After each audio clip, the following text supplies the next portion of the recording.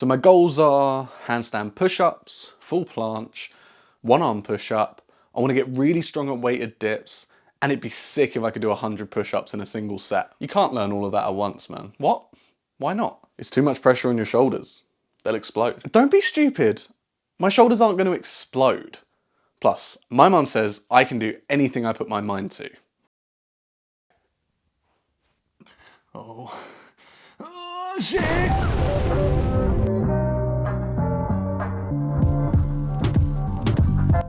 A big mistake people make when they first get into calisthenics is having way too many goals and trying to achieve them all at once. Your poor body can only handle so much training at a time.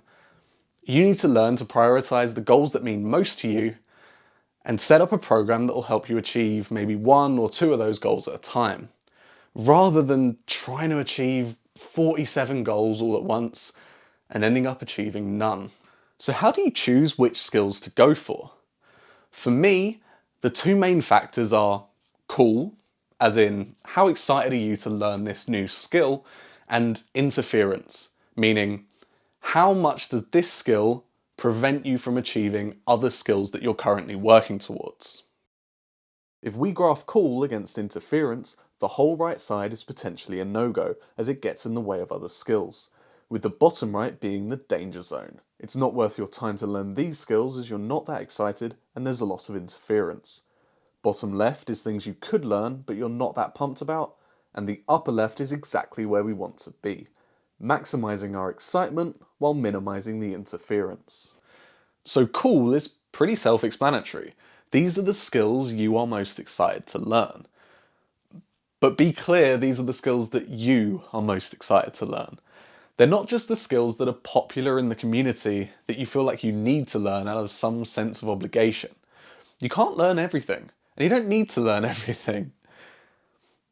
Certain skills will always have more interest behind them. The planche, for example, has always been this really highly coveted skill in the calisthenics community, and it probably always will be. But me personally, I've never dedicated that much time to it, because I was never that interested.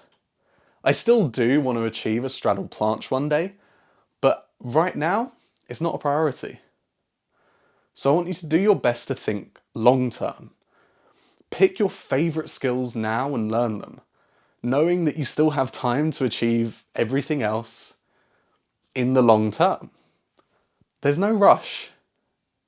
Unless you're like 82 and you still haven't learned to planche, in which case you probably thought a little bit too long term. Interference is really going to be where you do your decision making.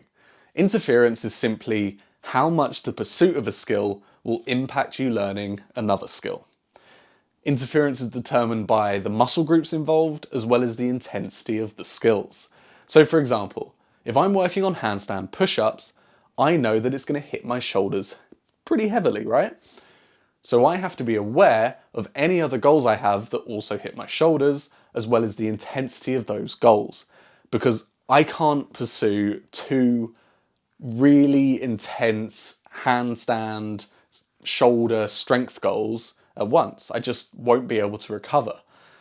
But what I can do is go for one main, very intense goal and have one lower intensity goal.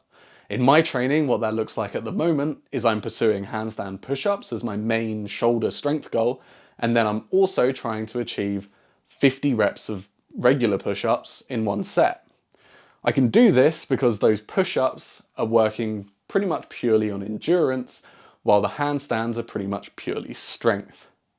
If you find yourself in a situation where you have multiple goals that are very high intensity and they interfere heavily with each other, my recommendation is just commit to one of them. Commit to one of them, go at it with everything you've got for a few months, hopefully achieve it, and then come back to the other.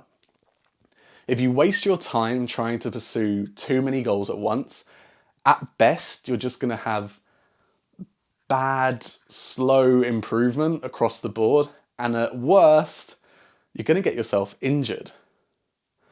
It's also worth considering that goals with high levels of interference also have high levels of carryover. So say I have two goals. I want to learn handstand push-ups and I also want to learn planche push-ups. And I choose handstand push-ups. The time spent on planche push-ups doesn't suddenly become wasted. It's not just dying in the background while I work on my handstand push-ups, because all that strength I'm building up in my shoulders and my triceps will have carryover. So that's something to bear in mind. Thanks for watching. Do me a favor and like the video so more people get to see it. There's a link in the description if you're interested in coaching, and I'll see you soon.